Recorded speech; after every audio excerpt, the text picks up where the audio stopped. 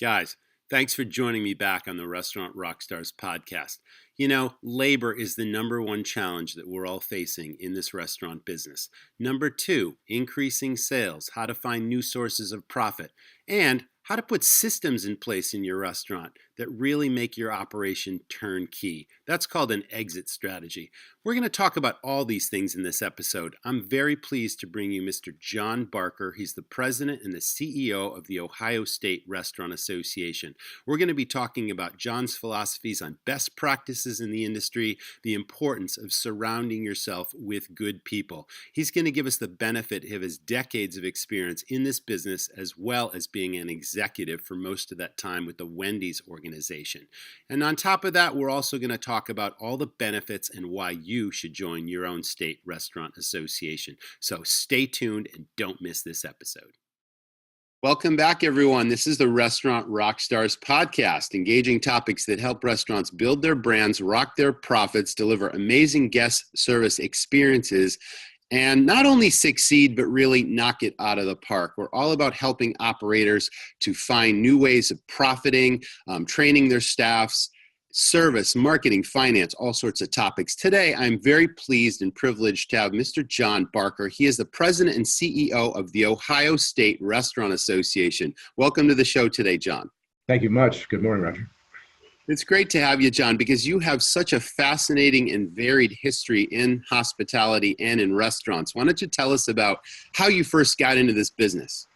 Well, before they had child labor laws, my parents opened a restaurant. I was just a kid, and it was called the Rustic Lounge, restaurant bar in Washington, Pennsylvania, where I grew up. And it was a little bit of a dream for them. My father did it with his brother and a good friend, and they actually built the restaurant from the inside out. They built their own horseshoe bar, shaped like a horseshoe, because the three of them had invested in racing horses.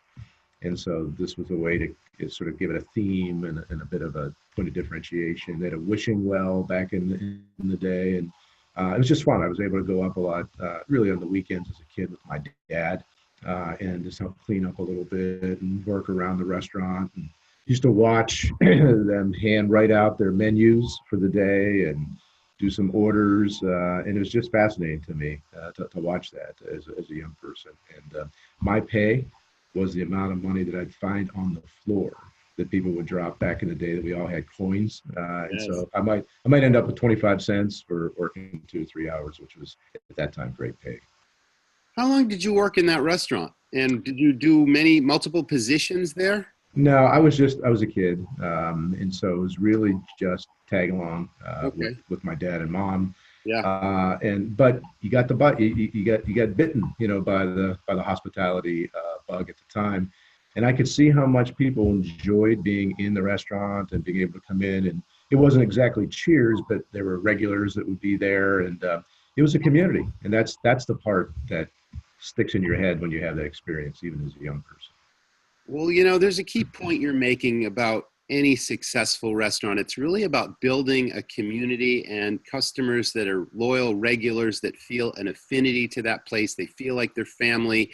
And that just sort of grows the business from the inside out. If you develop that chemistry between the staff and the customers where people really feel a sense of belonging, that's that Cheers formula. People want to go where everyone knows their name.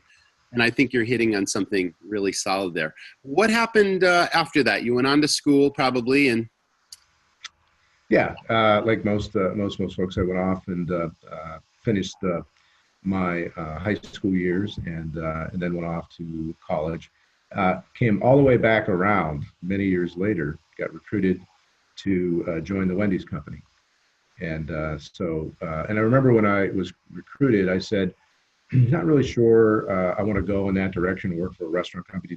Hadn't really thought much about it. And I was fortunate enough to go through the whole process. And then my final interview, and I was still on the fence a little bit. I was impressed because Wendy's is obviously a very large corporation. My final interview, if you call it that, was a meeting with Dave Thomas. And Dave was at his absolute zenith at the time in terms of recognition and awareness level by Americans. In fact, at that time, our research showed that over 90% of Americans knew who Dave Thomas was and that he represented Wendy's, and they had a positive affinity for him. And that was my final meeting before I accepted the job.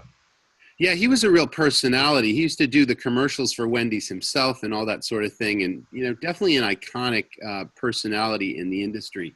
May I ask you, John, how you were recognized by Wendy's when you weren't really sure you wanted that type of a career? And how did they find you and how did you get in that program? Yeah, the company I was with at the time was American Greetings, which is the big greeting card social expressions company. Right. And so big consumer products organization. And Wendy's at the time, I think, was looking for people who had that sort of background that could come to the organization, add some different skill sets and perspectives, being essentially a food and restaurant operator, I think looking for other experience. And I was hired at the time that we did a merger with Tim Hortons.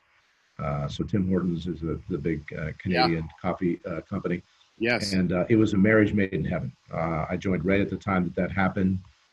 We offered $390 million for Tim Hortons at the time. It was mainly a Canadian company at that moment. And, people thought we paid too much for that. We did our valuation. We thought it was fair. We owned Tim Hortons in that merger for 10 years. And, the restaurant business, there's many ways to measure success. Yes. Well, the same store sales comp averaged 7.7% in the 10 years that we owned Tim Hortons. And there was nobody in the industry of any size or scale that had put up those kind of numbers in the history of the restaurant business. And so that $390 million investment turned out to be a $7 billion IPO spin. Imagine 10 years later. Yeah. That's staggering. Yeah, that was that. I would put that in the Hall of Fame of the restaurant industry, no question. And a great experience, by the way, because the two brands importantly had very similar sort of views of taking care of franchisees and running restaurants the right way and having a deep-seated set of core values that the organizations really lived with. And the founder of Wendy's, obviously Dave Thomas, people had a chance to see that because he brought that through his commercials, over 800 commercials in his career, Guinness Book of World Records for founders doing commercials. The founder of Tim Hortons was a hockey player, but his partner, Ron Joyce, built Tim's on the same sort of a bedrock foundation, a fantastic hospitality and a great group of franchisees. And that was the similarity between the two organizations. And I was, just, I guess, lucky and thrilled to have landed in that and had that experience. Fantastic. So you were there for 19 years, and did you have a multiple, different positions while you were there? I did. Like most people, I came in, I started in what they call the Treasury Department. It sounds, sort of like the Washington, D.C. Yeah, but it was a large department, had different functions, and I came in and started taking on a number of different responsibilities, including at that time investor relations, which is a responsibility that a publicly traded company has to produce all the materials for Wall Street and constantly raising money, doing refinancing and doing all those. And then over the years, I took on different responsibilities for the organization, including corporate planning. I took over corporate communications, government affairs, even facilities management, and just it was a great opportunity. And I think as a professional, the ability to grow within the restaurant space and still be with a great company like Wendy's, to be able to have those different experiences. And of course, we hired and had some of the best people that I've ever been associated with at Wendy's. It was just a great place to be, great environment, great culture. So you're touching on another critical element that is foundational to restaurant success, and that is the team. And I'm a big believer in developing and nurturing and training and recognizing and rewarding staff. And that was one of the ways that I was really successful in the business. But aside from that, that's a given. You're talking about a company that's at the upper echelon of the restaurant industry. Most of our audience are independent operators. Maybe they've got multi-units, but a company like Wendy's is really, really dialed, and they have systems in place across the board, and they're competing with the McDonald's and the Burger Kings and all the other top chains. What would you say, John, from your 19 years of, a career there, advice that, or things that you saw and how they operated and things that they did that, might be something that an average independent operator could take away to help run a more successful operation? There's no question that one of the reasons people join franchise organizations because you basically get a system. Here's how to run it. Here's what to spend on things. Here's your food cost. Here's your supply chain. Here's the way you build a restaurant. They give you the blueprint for all of that. Of course, you pay a price for that, and that's in the form of a royalty. And typically, you join a buying co-op, and there may be a percentage cost to that.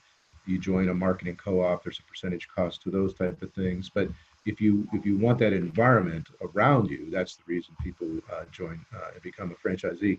I think independents, if they don't step into that, they have to think about, do they have the skill sets, and are they surrounded by experts in some areas? Because very few people have all the skills that you need to run even a one location restaurant. I think it can be overwhelming. Because I know, one of the things that we advise people is, let's take a look at your entire business plan, not just your culinary, which is where a lot of people start when they come to us and say, hey, I love the restaurant business. I'd really like to get into it. What do I need to do? And I say to them, well, why are you interested in being in the restaurant? They say, well, I'm a really good cook, and my friends like to come over to my house, and they tell me I should open a restaurant. I go, I've heard that about 50,000 times. Glamorous business, isn't it, John? Yeah, exactly. So it's a little more complicated than that. And we try to get people to think through all the stages they'll need to go through to run any small business. It's complicated. If you have the passion for hospitality and you like to be around people and hire people and train people and build a culture, the restaurant business is a great place to be. But that doesn't mean you also like to do the accounting and the payroll and figure out your technology and your workers' comp and all those other, you might call them back office or boring things. But if you don't get those things right, you might not make it. Yeah, and the statistics are still staggering to this day. So many failures in the first 2 years, the first 5 years. And if you make it past 5 years, you're doing well, but that doesn't guarantee your future success. And it just goes on and on and on from there. Let me go back to that question. You answered it to a great extent, but it keeps triggering more and more thoughts that I think will benefit the audience. So what would you say back then was Wendy's competitive advantage in competing against some of these other national chains, international chains, really? What would you say, you did well that helped you to succeed and compete effectively against those other companies, which we don't have to name, but everyone knows who they are? Yeah, well, I love them all now because in my role, every brand and every company is my favorite restaurant. But at the time, I was very loyal to Wendy's, but I would have looked at this through the lens fairly for whatever company I thought about joining. I think Wendy's point of differentiation, really, if you just go back and look at it through the classic lens of how do you build a brand. And Dave Thomas didn't think this way probably when he started in 1969, but where he ended up shortly was, we're going to have a point of differentiation on the product. And how do we do that? Simply fresh beef in every restaurant, and no one at the time was doing that. If any chain, no, everybody was doing frozen. And then he had distinguishing products that you couldn't find anywhere else, and they were subtle. But when you think about, Wendy's had a Frosty, different than a general milkshake, and Wendy's had chili. Nobody else had chili. Wendy's had baked potatoes. Wendy's was the first with drive-through windows. Mm-hmm. Wendy's, didn't set the bar on training. I think McDonald's probably did the best at that in the early days. They were, building up that chain. But I think Wendy's took the training in the restaurant and then took it one step further and instilled that sense of values. And Wendy's has a set of values that Dave sort of scribbled out back in 1969. And by the way, they still use them today, 50 years later. Mm-hmm. Those 5 values are actually, and I made sure this happened while I was there. Last few years I was there, and we did a complete transformation of the headquarters. We actually wrote the values permanently on the wall in the lobby. So when you walk in there, every employee, every new hire sees those on that wall. And then, everybody speaks about those in an organization, and they then become more than just some words. They become the cultural touchstones. And that went all the way down to the franchisees and then, the way that we would select franchisees. There was, at the time, we were trying to make sure that we brought in franchisees who could be good at the restaurant business, but also shared Dave's view of these values. And some of them are so simple, they're not all that complicated, but, treat others with respect, give something back, I mean, you go through some of these and you say, these are no, as Dave used to say, no brainers, but they're actually hard to execute across 7,000 locations. And I think that was the people differentiation. The product was one, but the other one I think was the people. I think you're touching on something else that triggers a thought. I mean, it's human nature. Some people think that, I'm going to follow this formula to a certain extent, but then I got a better way of doing this, or I'm going to put my own stamp on that. I'm going to change the tried and the true formula, and then they run into trouble. And, I remember watching that movie about McDonald's and Ray Kroc, the founder, where some of the first franchisees that he sells, and they're bringing chicken in, and there's trash in the parking lot. And he just goes absolutely bananas because obviously they're not following that core mission statement and the philosophies that you just talked about. It's absolutely essential. You also mentioned the differentiating points, the chili and the baked potatoes and the fresh meat. You also had square burgers, like no one else did square burgers. So now we're talking about one of my favorite topics, and that's hooks. You can't have too many hooks that set you apart from your competition, which then leads to building a brand. And so many restaurants that I come across, they're trying to run restaurants, but they're not building brands. And that's really what sets you apart from the competition as well. So everything that you've learned obviously lends itself to, sure, you want to be independent and you want to have a very unique concept, but that unique concept should also be about, thinking no matter how small your restaurant is, just, creating a brand. And that's through your people, through your systems, through your offerings that may be different from your competitors. Would you agree with that? Absolutely. And so today, obviously in the role I'm in today, I get to see how people execute this small brands. Maybe it's a one location, 1,000 square foot restaurant somewhere in the state of Ohio, all the way up to our mid-sized chains and our very large chains. And you see the ones that are growing, their sales volumes and their customer counts are going up every year.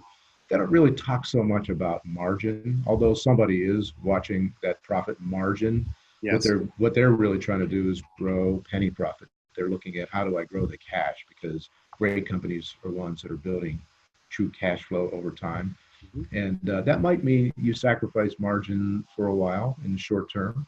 And for example, that might mean you don't take prices up radically, even though your input cost might go up a bit. You try to deal with those over maybe a 2 to 3 year period of time, as opposed to tomorrow, everything on your menu goes up 25%, because customers notice. Of course. And it's subtle things like that you learn. And great people, great operators who get this and understand that they have this important and sometimes fragile relationship with the customer, and they honor that, and they think about it in a longer term. Those are the ones you tend to see stick it out and continue to grow. And every state has great operators like this. That's what's terrific about the restaurant industry. In Ohio, we just, for example, in January this year, we have our industry awards, and we recognize the best operators, people who innovate, in all sorts of different categories like that. But we had Hall of Fame that we inducted 3 organizations and their leaders into our Hall of Fame. And each one of them has a real clear point of differentiation with their companies, what they do. They hire people. Their retention rates are very good relative to their competitors.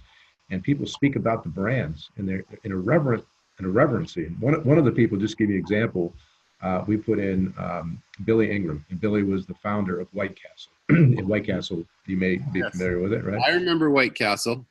Another square hamburger company. There's a trend here. But, yeah. Well, I was a kid in Bronx, New York, visiting relatives, and there was a White Castle there. And I don't know if they started in New York, but I knew it was pretty big there at one time. But this takes back 45 years ago. Right. Well, they're closing in on their 100-year anniversary. So they're probably figured it out by now. But yeah, they're doing okay. Yeah, but they, so each of these organizations, people have this reverence for this White Castle brand. And you might think 100 years in, they're not really innovating. They're just riding on their coattails. They innovate like crazy. Their product innovation would make your head spin. The things that they're coming out to. Yeah. They were the first national chain to bring the Impossible Burger to the menu.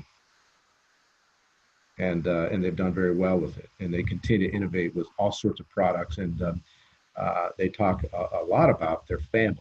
It's a family-led organization. It's not public, but they talk about their family even at the restaurant level, how they treat people, and it's impressive. It's you see this, and you start to see these stamps of these companies, and what the best ones are doing. It's impressive. For sure. Lead by example. That's fantastic. I love stories like that, John. That definitely speaks near and dear to my heart. Let's talk about what you're seeing out there. What are some of the biggest challenges facing, well, your membership, operators across the country? That's the same group. What are the biggest challenges in running restaurants right now? Yeah, this is true really no matter what state you're in. Ohio's no different. There's perhaps an overbuilding of how many locations that we have of restaurants. There seems to be a zeal towards people opening more and more locations.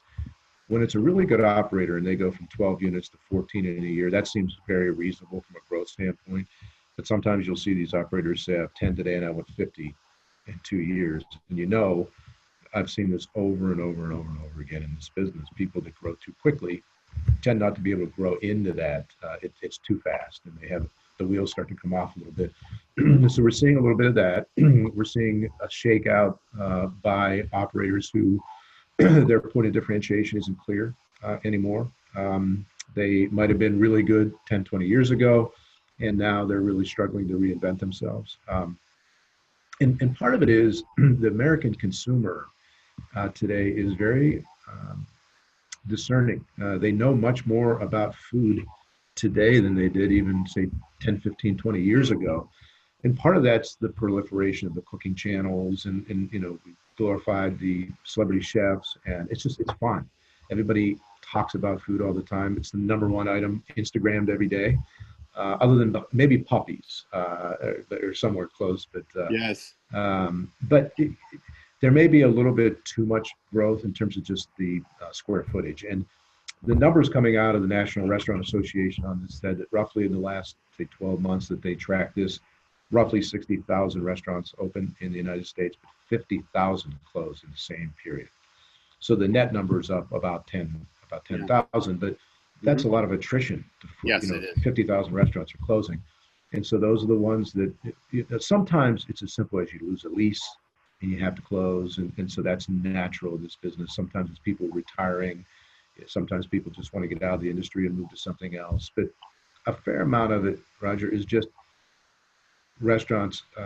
They get a little upside down. Their P&L isn't working anymore. The restaurant's not running as tightly as it should.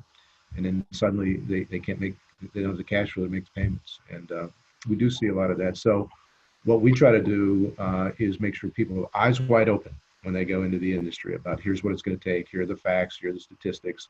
Make sure you understand all this before you step in. If it's your entire life savings that you're going to put into a business, which a lot of people do. I mean, people love this business so much that they're willing to do it.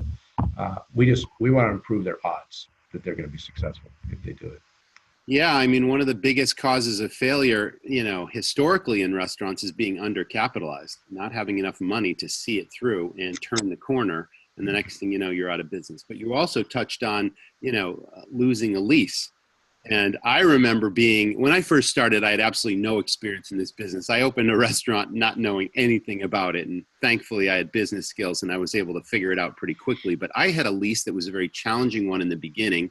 And, we were pretty successful right from the get-go based on offering a very unique concept. But the landlord saw that and he just kept wanting to raise the rent every year and all this kind of stuff. And it was a marginal location. There were problems with the building. And I knew that if we were ever going to succeed as a restaurant, the end goal was owning our own real estate and getting out from under a challenging lease situation where we might be out of business next week because, he's turning the building into a condominium complex or something. And I've seen that happen to very successful restaurants, even in Portland, Maine. There was a very successful Mexican place, lines out the door for years and years and years in a great location. It was an old gas station. And then all of a sudden, the property owner decided that a condo building there made higher and better use sense. And the next thing you know, they had to move. And now they're in another location and they're still doing okay, but it's not nearly what that first location was. And this is a common, thing that happens all the time. So I guess that would be I'm wondering, do you think that's good advice to somehow move towards that goal the longer you're in business, to try to find a location that you can own and operate that's highly visible, but that you control versus being controlled by a landlord? Two things. If you can have your own, people in our business call it own the dirt, so you own the land, that's Yes. number one. Right. If you can also then own the building, so you can totally control that, and you're able at that point to negotiate your terms of a mortgage, or depending on who you're getting money from, Mm-hmm. and you control all that. And if you don't have the business skills, then get somebody who does have the business skills to help you negotiate all that. If you can't have the dirt and you can't own the building, but you're going to lease, I think it's very simple. You need to go out and get somebody who's on your side, who knows this business really well, and knows, for example, the average square footage cost that a restaurant in different categories can afford. So, for example, categories and sales volumes, and there's an equation that we use in this industry that says what can you afford per square foot, and then you have to make sure that in that lease it doesn't have an escalating lease over the years, right, or one tied to sales. Because if it's tied to sales, you're never actually, as a percent of sales, you're actually never going to get out of the pressure. So you have to make sure and I know so many people who sign leases like this, they just don't have the background experience, and they go through some sort of a negotiation with the landlord, and they're under the impression this is sort of natural and there's no room for movement on this, and they're so excited about opening a business, they go ahead and do it and say, I'll just figure it out. I'll figure it out. Even though I projected sales at 1.1 million, to afford this lease, I'm gonna have to do 1.6. We'll just figure it out. And you know how that goes. Absolutely. Yeah. What role, I see technology changing, and there's an app for everything today in the restaurant business, everything from online ordering to something that controls your entire back of house and inventory, and the software choices are overwhelming.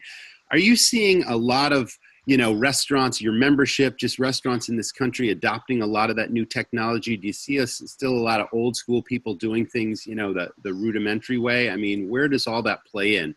It's just a staggering amount of solutions for every aspect of running this business now. Yeah, I think we see a number of independents who are able to have very basic technology and still be successful. If they have a one location and they're in it every day, and they're able to manage their inventory and track labor and maybe have some basic payroll skills. But that's the anomaly anymore. We see that.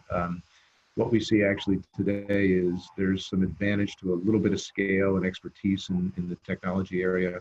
You definitely have to have a great POS. You need to figure that out. And depending on the type of business you have, if you're fine dining, one sort of POS there, all the way to if you're a hot dog stand. So really depends what kind of technology you need there. The more sophisticated and larger you get, where you might need a higher sales volume, then you start getting into things like, am I going to take online ordering, which can be complicated if you don't really know what you're doing. What's your website look like? Is it an interactive website? Do you have really good social media? Do you control your social media footprint? And many of our operators, when we talk to them, say, I don't have a social media imprint. We're not in that world. I said, yes, you do. Let's show you what it is. And we actually show them that the customer has curated their social media for them. Uh-huh. Sometimes it's not flattering. And so, our advice is you have to control that. And then, of course, one of the biggest pieces that's working through the industry right now is delivery or not. And then if I do delivery, do I control the delivery, or do I have third party do it? And these are tough things for people to figure out on their own, and we know that. So at our restaurant association, we started a technology committee. And so we have a board of directors, about 28 people on our board. And we have people sit on different committees, and the tech committee is made up of some board members and then some outside experts. And we have these discussions on a regular basis so that people can learn. And then we actually publish some of our findings and other information on a section on our website. So our members can go there, and depending on their topic of interest, they can go in and read about it, get some more information, call myself or somebody on my team. And then if they have specific needs, like for example, if they just need credit card processing, we can connect them to somebody to help them with that. If they need third-party delivery expertise, we just did a very large conference earlier this year where we brought in a national research firm to walk through all the trends, online ordering and delivery. And we presented that to a group of C-suite members of ours in the restaurant industry, which helped them at least understand what the factual data is, Mm-hmm. and then have a dialogue about, is it right for them? Is it, when is it right for them to move into this? And the thing is, the facts and the evidence are overwhelming in this. Younger consumers are moving more and more to online ordering and delivery. And so at some point, if your customer base doesn't figure out a way to get its fair share of that, how are you going to be able to continue to grow your sales? It's just a question that I think operators have to ask themselves. Well, talking social media, obviously the owner, operator, general manager, there's 1,000 details in the restaurant business, and they can't obviously be adept, as you mentioned, at every one of them. They've got to fill in the missing pieces with people who are strong. But I don't know any restaurant out there that doesn't have a staff that is all over social media all the time. And I would pick a person, we did this starting out. I really didn't care much about social media, 10 years ago, 12 years, 15, however long it was. And I found someone that was really great at it, and they became our social media presence. They understood our brand. They were a longtime employee, and they started posting, and then they encouraged our customers to start posting, and that was a brand building technique unto itself. Yeah. So every restaurant has somebody that if you don't know how to do it or what to do, tap your staff and say, hey, what are your ideas here? And let's brainstorm this thing, and let's put pictures of our food up, and let's definitely, monitor our online reviews, because as you mentioned, that can be very, very damaging, especially if you got your head in the sand about what people are saying about your operation. Yeah. Well, monitoring even Facebook and some of the other services that are out there. Right. And there's a ton of apps, so I'm not telling people what exactly, but it could be as simple as Yelp. If you have 3 or 4 bad reviews out there, those are the top of Yelp when somebody opens up to try to decide, I don't know where I'm going to go tonight, and I'm going to use one of these apps to help me decide. And it has bad things to say about your restaurant, your people, your product. That right there can be negative marketing for you. And so you have to pay attention to it. Yeah, and it's even as important as reaching your customers when they're still in your restaurant and making it clear to them that you really truly care that everyone have a great experience. And if everything wasn't, perfect, then we want to know about it. And then encouraging people to, leave a positive post if they had a great time. And that's one way to build reviews also. But there's so many customers out there that come into a restaurant, they might have a less than stellar experience, and then instead of bringing it to the restaurant's attention, they're just going to go straight to social media and slam that restaurant. Right. Justified or not, It is part of the world we live in today. So, obviously you want to do a great job for all your customers, but there are going to be times where people aren't happy. And so let's say they do make a post about it and have something to say.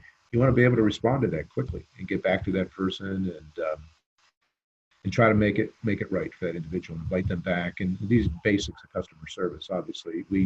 At any big company like Wendy's, we had a customer service department that reported up to me when I was there. We would reach out in person to individuals who had a bad experience and figured out a way to get a message to us. It could have come through the restaurant. It might have been online. It could have been a phone call, email, all those. And we really focused on that. You have to, because losing those customers, if you don't get them, we used to have a bunch of research on this. If we didn't get back to them sometime between 0 and 72 hours to start to correct the situation, the ability to get them back started to decline appreciably. There's too many choices today. So absolutely true. Let's talk about labor, John. What's happening in Ohio? Are you having a major labor shortage, or restaurants that you represent having problems finding and keeping a great staff? That's the number one issue. We do a survey of our members on a regular basis, and we ask them a number of questions. But one of the questions we've been asking for 3 years since I've been here is, identify and rate the problems that you're facing as a restaurateur, food service operator, and even hospitality, which would extend into that hotel, lodging, and even the grocery business. And used to be workforce was number 2. Then it became number 1 by a little bit, and now it's number 1, and there's nothing close to it. So it is the issue for this industry. There are very few operators who tell us, I'm fully staffed and everything's good. Very few operators tell us that. And I make it a point to ask them, what's going on? Talk to me about your team, talk to me about your workforce, your recruiting, your retention. And what we're seeing is a higher degree of turnover than what we've ever seen. And part of it's just the unemployment rate. You're truly below 4%. If you look beyond the government statistics, and everybody who wants to work today essentially has a job. And so people And are this, able to move around. well, this business can be really hard to compete with other businesses that can afford to pay higher wages as well. Right. And And that's, so that's a big part of it. Within the last month, we've seen announcement after announcement by companies saying we're moving to $15 across the board, minimum wage, $16. We've seen a few talk about 20, 21. I think one of the big banks, Chase, just said I think they're moving to $20 minimum wage. Different industries have the ability to do that based on their profit margins. And I think we would be foolish to believe that banks, for example, are not figuring out a way to pass those costs on. They are not taking a lower profit at the bottom. Those are publicly traded companies. So if they're paying $20 an hour for somebody who walks into a bank and says, I have zero skills and I want to work for you today, and they start paying them $20 an hour, it's interesting the way the math works on this. If you study econ, the person who was making $20, who had gotten to $20 by working hard for the last 10 years and getting promotions and moving their way up, they're going to demand $25 an hour. And so the compression on your labor line, if you study this, it's dramatic. I know that the restaurant industry is one that will struggle to pay those sorts of minimum wages. We have the ability, fortunately, in fine dining and casual dining, where we have the tip opportunity for people. And so that's a great resource for our industry. And I think that helps tremendously if you're in that particular those sectors in our industry, because in that case, you get rewarded for being a great host or server by being fantastic at your job and delivering great hospitality. And we all know people who are making $25, $30 an hour working as servers and hosts in restaurants, and it's a great career for them. And so that's an opportunity that our space has. The problem, I think, in our industry is in places where you don't have service, you can't make it up with the tip, and so therefore, that's the biggest pressure line that I think many operators have. This is fascinating stuff to me, John, and you're taking me in three different directions in my head at once, and I don't want to forget any of these. So I want to talk about an industry summit that I went to in my home state months ago. And then I also, let me take you there first. So it was a really alarming statistic because this whole summit was all about this workforce challenge that restaurants are having. And I heard that it literally costs an operator approximately, let me back up a second. The average tenure of a new restaurant employee is about 4 months. And every time that you have to hire that person, get them up to speed in their job, lose that person, and then retrain somebody else and replace that person, it costs the restaurant somewhere between $3,000 and $4,000 in lost time, wages, productivity, and all those things. And no restaurant can survive if that's the turnover rate and if that's what it's costing you every time you're doing this. So that just hit me like a ton of bricks over the head. And that was clearly, and then there were operators. There were so many operators that I talked to, and I know that your audience, your membership, our audience listening to this podcast would corroborate this, but they're admitting to the fact that they're hiring anyone with a pulse. Get them in off the street and I'll put anybody on the floor. And that is a short-term solution to a bigger problem that's going to come around because they're not delivering great experiences to the customers. They don't have a true desire to serve the public. I mean, you're probably seeing wherever we go, right? You see the signs in the window, help wanted everywhere. And to me, that was not the right approach to hiring. You should be recruiting people, not just hiring someone else's problems off the street and then getting what you get and putting them in front of the public. And that's the first impression your customer has. So, that was one of the things that you just struck me with this conversation. Yeah, our operators, as we talk to them, they give us examples of putting out an ad for entry-level workers. And we've heard this many times. I had 10, 20, 30 people apply. Set the interviews up. The day of the interviews where people are coming in and they have appointments over a couple-day period of time, they, in some cases, get one person to actually physically show up for the interview out of all that work. And so it can be disheartening. You really have to build a network of people that you can count on. So your core staff, you work with them to be ambassadors of your brand, of your restaurant, to Absolutely right. help you reach out, find people. That's the best way to do it. It's difficult. And we've not been in a situation like this. I mean, you and I are old enough to have seen many cycles in business. And I can remember when unemployment was high in the teens, for real.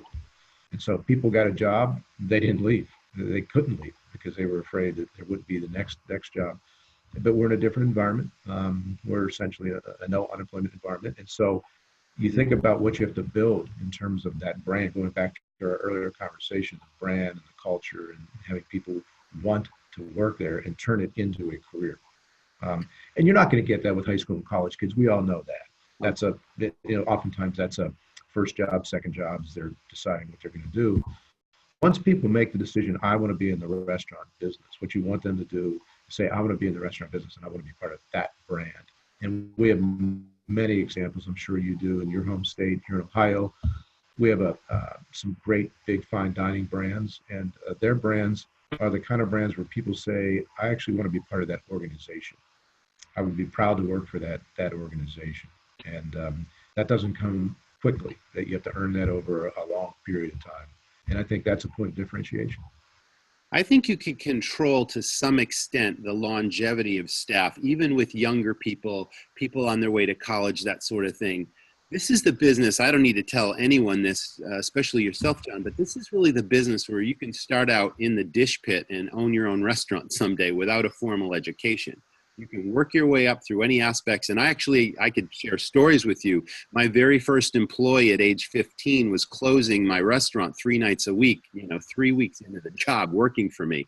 And the kid took a real interest in the business. I could tell he had passion, he had drive. He wanted to learn as much as he could.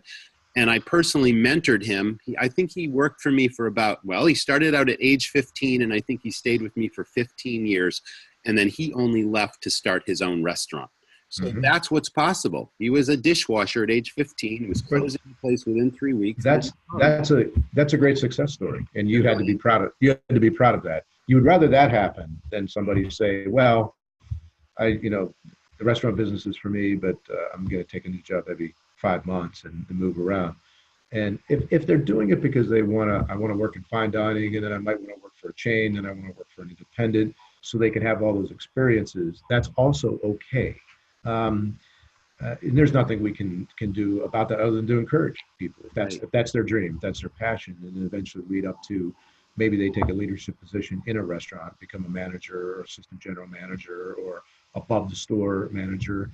I had the experience, a long career at Wendys, to watch many people come in and start literally at the bottom, first job. They're cleaning the parking lot, washing the windows, and the chief operating officer of Wendys today is a guy who started off like that, delivering pizzas. And today he's the chief operating officer of, the third largest hamburger restaurant company in the world. It is, you think about our industry, it is the industry of opportunity. No question about it.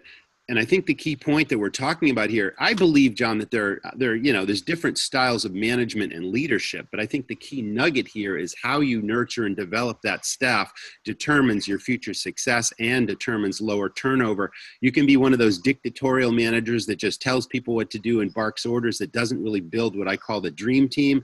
And then you can lead by example and build respect and create this family of staff where they don't want to leave, where they might think the grass is always greener, but then they leave and they come back because they realize that I had a pretty good situation here. Yep, absolutely. Let's go back to, we basically touched a little bit on the tip credit, and that is legislation that comes across states all the time where legislators just don't understand the tip credit. They want to eliminate it. They suddenly want to pay, servers minimum wage instead of, that whole thing. And that can be really devastating for restaurants as well. Have you come across that in Ohio? We've had a number of challenges in the state, and we of course monitor very carefully what's going on in other states. We work with the National Restaurant Association and other state restaurant associations when these things are popping up. What we're seeing is a combination of minimum wage movement to move it, to a permanent higher minimum wage, and then secondly, eliminate the tip credit. On the minimum wage, I think that every state's going to manage this slightly differently, but it should, because the conditions in California are different than they are in Michigan or Maine or Florida. Everywhere you go, it's a little bit different in terms of what an average individual might need, and what really does somebody deserve when they walk into a business for the very first time with zero skills. I know when I started back in the day, as we say, right? Yes. Minimum wage was barely enough to pay, for the gas, to get back and forth to work. But I had no skills. I was going to that job so that I could learn skills, and I understood that that was part of the equation. Society has turned that upside down a little bit and turned this into a political commentary as opposed to what's the right thing to do. And you hope that over time, for example, in Ohio, we have a minimum wage. It's $8.55 an hour, and it's tied to inflation, so it goes up. CPI goes up every year. Mm-hmm. And we think that's kind of a good way to set the minimum wage. We also know we can't find an operator in the restaurant business that's paying $8.55 an hour to anybody, because you couldn't hire anybody for the true minimum wage. Correct. So some restaurants are starting at 10, others are starting at 12, whatever their business can afford to do. And then as they get great people and they learn and they get better skills, they graduate them up to a more reasonable wage, and one that if they decide to stay in the industry can become, the phrase we hear is living wage. And we support that. Yes. 100%, no question about it. The tip credit is completely a political ploy, and it's not one that anybody in business would ever do if they understood the facts. And importantly, you're supposed to talk to the constituents before you make a decision like this. And oftentimes this is driven, by people who are trying to get elected or reelected and don't really care what the impact is. And as we talked about earlier, if you eliminate the tip credit, we will have people who will step out of those jobs because they would make less money at $15 an hour. We've seen a few examples of this in the industry where people have said, we're going to eliminate tips in our restaurants. We're going to pay people a certain wage. Everybody's going to get the exact wage. There's not going to be any more tips. And customers literally revolted because we've grown up in a society where we thank somebody for great service by our tip. And we control that tip. And we give, if we have great service, somebody might give a 25% tip. If you give terrible service, you might get a 5% tip, but you get what you deserve. And if you're great at that, if you're great at hospitality, you're going to get more of the 20% plus tips. And if you have a good shift, and it's a busy day, you're going to walk out of there with more money than you could ever make at minimum wage. And the minute that a legislator hears this and I know it happened in Maine, right? This came up in the state of Maine, and legislators tried to kind of pass this, eliminate the tip, and servers came and kind of screamed from the mountaintops about this and said, we do not want this. We want our businesses to have the tip credit because that's a much better situation for us, and they were able to reverse that. And so we have to be vigilant on that and just make sure that our legislators and people in DC and people at our state houses truly understand the facts so that they make a good decision on this. You touched on something that I was going to ask you, so let me revisit it. We were talking about that controversial idea of eliminating tipping in restaurants. Are you seeing any operators in Ohio actually doing that with any success? Not really. I think people, there were a couple of chains that tried it, and they had very bad reactions to that. I know that one of the more celebrated ones that I had read about is Danny Meyer's restaurants in New York. I think he started the trend, actually, or at least right. Right. And so for some brands, maybe it could work. I can't say that, everything's for everybody, but as we have 22,000 restaurants in the state of Ohio. As we talk to them, I don't talk to anybody who is an operator who is for this. I don't talk to anybody who is a server who's for eliminating the tip credit. So it's very clear to us. Mm-hmm. That doesn't mean that somebody can't come up with a better model and test it in their restaurant. That's called innovation. But as the system is set up now, the tip credit is a great thing for the restaurant industry. I travel the country quite a bit with Restaurant RockStars, and I eat out quite a bit, as you can imagine. And, I see I see that there's sometimes a sense of entitlement. You were talking about service, and if someone delivers a really truly amazing service experience, then they should get a 25% tip. But if someone delivers an average, ordinary experience, and it's obvious that they don't really care about what they're doing, then clearly they don't deserve, that type of tip. But nonetheless, in certain, service personnel's minds, there's this sense of entitlement where every tip ought to be 18 or 20%, no matter what type of service I deliver. And that's a real challenge to this business because, again, your staff represent your brand. They're leaving impressions. And I've been in situations, or I've seen situations where a server would actually approach the guest and ask why that gratuity was left, which is completely taboo. I don't know if any of these stories, crossed your desk at all, but do you see that? And that comes down to the training that restaurant operators offer their staffs and how they want, that person to represent their brand. And if there's no training, then all these things can sabotage a company's business, Yeah, I agree. It's called the heart of hospitality. You hear it in different ways, but you either have it or you don't.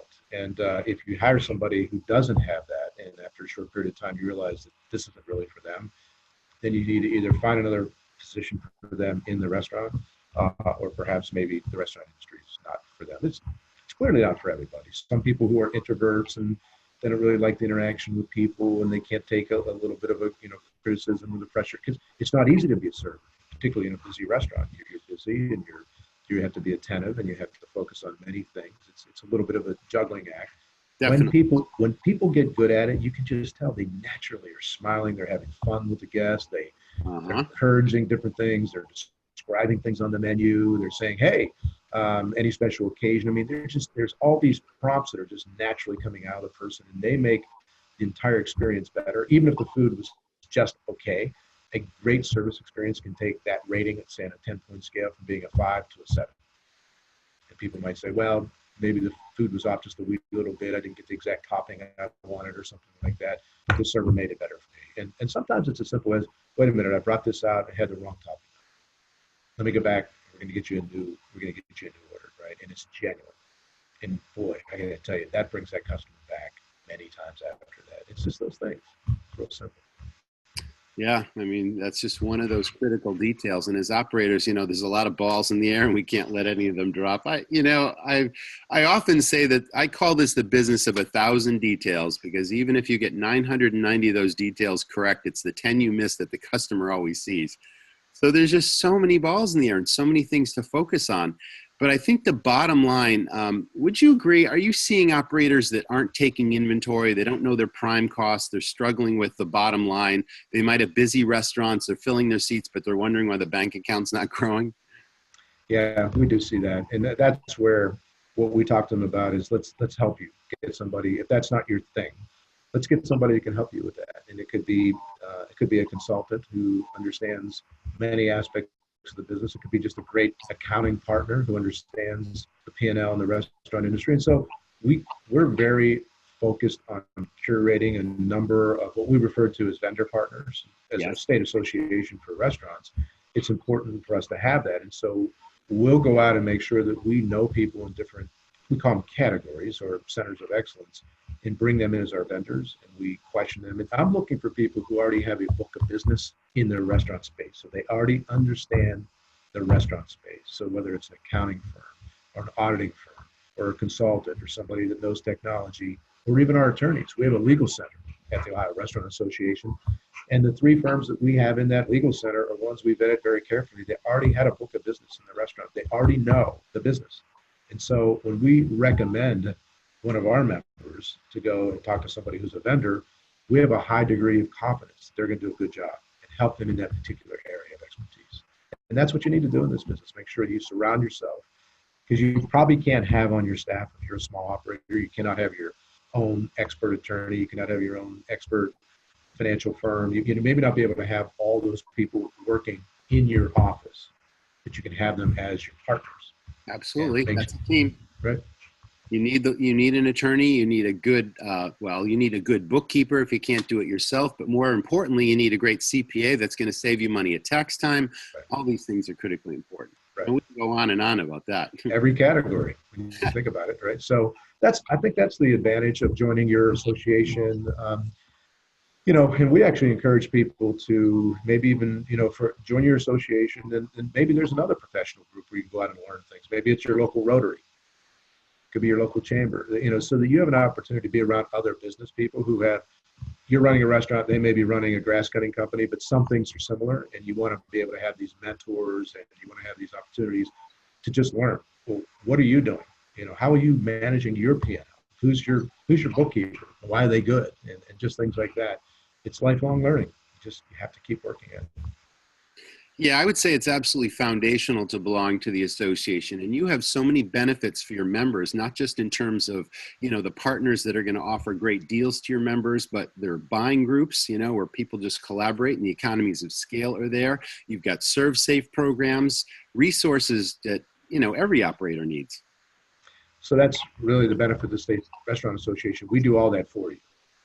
So we make it sort of a one-stop shop. And many of our operators will come to us when they're getting started and they need workers' comp. So we have a great workers' comp program, which gives them a significant discount. Or health insurance, because many of our operators, they might want to insure maybe 10 people on their restaurant team, or 5 people, or 2 people. And historically, that's been a place that was very difficult to solve for, particularly in the last, say, five years with everything that's going on in healthcare. We just solved that by coming up with the National Restaurant Association came up with a restaurant trust health benefit plan that's specifically designed for people who need to insure between 2 and 49 people in their restaurant. And that's always been the sweet spot for independents that couldn't easily be satisfied without paying exorbitant rates. And so that's one that just was put together in the last year, the partnership with United Healthcare. And so we're hearing good results from that kind of thing. We, of course, ServSafe is absolutely center of the plate for every restaurant. The number one responsibility we have at any restaurant is to take care of our customers and make sure they're safe and our workers. So ServSafe clearly helps us in our restaurants do that. But it's every category that you can imagine. We're building these relationships, and most state restaurant associations are doing the same thing. So the member comes, they can say, I'm joining this because I want to have access to experts. I want to have some political backing. I want to have somebody who's protecting my industry. Your restaurant association does that. I want somebody who's promoting the heck out of the business in my business if I'm a member. We do that. And so to me, if I was a restaurateur joining my association, would literally be, as we laughed earlier, Dave Thomas, no-brainer. The amount of money you save easily pays for your membership, and you get all these other benefits as well, including camaraderie with your peers and learning. Absolutely. Yeah, working side by side in the trenches with other people, sharing the same challenges, struggles, triumphs, all that sort of thing. And it just elevates the industry as a whole. Yep, no question. Now, you have a ProStart program in your state as well. We do. We have almost 60 schools that are part of our program. And it's a thrill every day when we have those interactions with the schools, with the teachers, obviously, who give their time and lead the programs, and then, of course, the students who are the real stars. Next week, we'll have our celebration of the stars where we hand out our scholarships that we organize for many of the schools around Ohio and the surrounding states for the students. And it's such a great night. These young people who have worked hard and gotten through their program, and they have an opportunity to get a scholarship to go off for culinary school or to hospitality management school and further their career. That's absolutely a critical role for the Restaurant Association, and we're so proud of it. And all of us that have the opportunity to be involved in these events, you come away from it saying that. It really is, yeah. I mean, I've witnessed it at the NRA level, at the major shows, as well as in our home state here in Maine. Is there somewhat of a bridge, would you say, between ProStart and these kids that are in high school right now and restaurants that are looking for staff where they can give hands-on experience to these kids that are also learning in the classroom? Yeah, many of our students will go and they'll start working part-time in a restaurant while they're in school and while they're learning skills, and they learn culinary and management skills. So think about if you're a restaurateur and you have an opportunity to get this kid who's already shown this inclination to take the ProStart path, and they're starting to build these skills, and you can bring them into your restaurant. Those are potentially future career moments for Yes. somebody. And this is so important. In fact, we've made it the number one area of focus for, we have an education foundation, so it's our 501c3 within the Ohio Restaurant Association. Workforce development, connecting ProStart, and maybe even pushing down a little bit earlier than juniors and seniors, which is primarily what ProStart is. Pushing down into those earlier years and having young people identify hospitality and restaurants as a possible place to be. Connecting that then with, we have built a college consortium. So it's a program that we've invited all the schools in the state of Ohio that somehow have a hospitality program, a culinary program, some sort of post-high school training available. Could be certificate programs, could be the state colleges or the community colleges. So we've built this year. And the idea is we take ProStart and connect this next learning opportunity, and then we have our members who have the jobs. So we're connecting all those dots and starting to build that out as a strategy and a set of tactics. And early days, but we're pretty excited about it. And of course, we're working with the state of Ohio here, and there's several programs around the state that are trying to do the same kinds of things. And what we're trying to do is bring it all together and make that pipeline more real for young people so they can see a potential future and we can help them get there. That's one solution to this challenge. And I think that's a wonderful thing you're doing. It's fantastic. Yeah. And these are the kids that are motivated too. You can see they've got that fire in the belly. They've got a passion for what they're doing. They want to learn as much as they can, and they want to go places, and they are. Right. Tremendous. John, what advice do you have for independent operators out there that are, just trying to get ahead and struggle to compete in this very challenging business? What's your best advice to them? Surround yourself with very good people. I know it's not so simple, but that really is what it is. Most people who've made this decision already have made the decision. They have the fire. They love the industry. They typically like culinary, and so you got to have that. That's foundational. And then if you don't have the other skill sets, make sure you find some people around you to fill those other skill sets. And it's okay. You may not know about building buildings. You don't know about leases. You don't know about counting. That's okay. That's why you go out and get people around you truly trust, and be very careful, who you hire, negotiate. And that's why the state restaurant associations, we can help you with that to make it easier for you. Well, is there anything we missed, John, that you still want to tell the audience that we didn't cover that you think is relevant or important? I talk, a lot about this lifelong learning, and spoke about it a bit with ProStart. And I believe in it so much that I teach. And so I've been on the staff at Ohio State and the Fisher College of Business since 2011 as a professor, and continue to do that.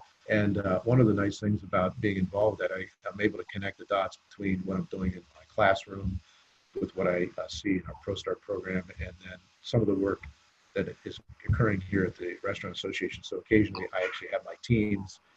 I teach an MBA program, so I get my teams to actually help us with some research here at the ORA. About a year ago, the team worked on looking at our brand and our social media and our website. They will present that information to us, and they look at it through the lens of the way a consultant would. And that's a real benefit to get young people who are extremely bright. These are people who've already had multiple jobs, and they're very successful start to their career, and they're going back to get their master's. They're brilliant. They don't maybe have 20 years of experience yet. Maybe they have 10, but they know how to analyze things and do critical thinking, and come back and give you feedback. And I have my students do that for many companies around Ohio, including some of the other boards I'm on. And so I try to connect the dots and make it real for them. So I give them real world examples and assignments, and they usually tear it up and do a great job. It's got to be very gratifying for you to give back in that way. It's one that I, didn't think about much when I was a younger person, but, as you start to get a little bit older, and you think about, well, what would I have liked to do when I was that age? What would I have liked to have that opportunity? And so it's a way to make that happen. Well, John, you've been a tremendous guest, and you've given our audience the benefits of your numerous decades of experience in this business. There's so much that I learned from it, and I think it was a tremendous episode. So that was the Restaurant RockStars Podcast, and we'll see you again next time. Thanks again for joining us, John. Thanks. Good to talk to you. You as well. Now, that was a fantastic episode. I absolutely love getting in the trenches with veteran industry people. I have a passion for this business. It's clear to me that John has a long-standing passion for this business as well. And that's really what it's all about, helping each other with the problems we face in running restaurants every day. This is a fellowship, of operators. And that's really what we're trying to bring you with restaurantrockstars.com. So make sure you check out the website. We have lots of free resources, whether they be blogs or 160 now archived podcast episodes. So if you're enjoying this podcast, don't forget to tell others. You can subscribe to it for free on iTunes, but tell your other operator friends or fellows all about the Restaurant Rockstars podcast. Again, 160 archived episodes live on our website, all arranged by topic and date. So if there's any challenge you're having, chances are you're going to find the topic there. So head on over to restaurantrockstars.com. We also feature turnkey solutions to staff training, as well as starting your first restaurant and how to maximize profits in a restaurant. Check it out, and thanks for watching.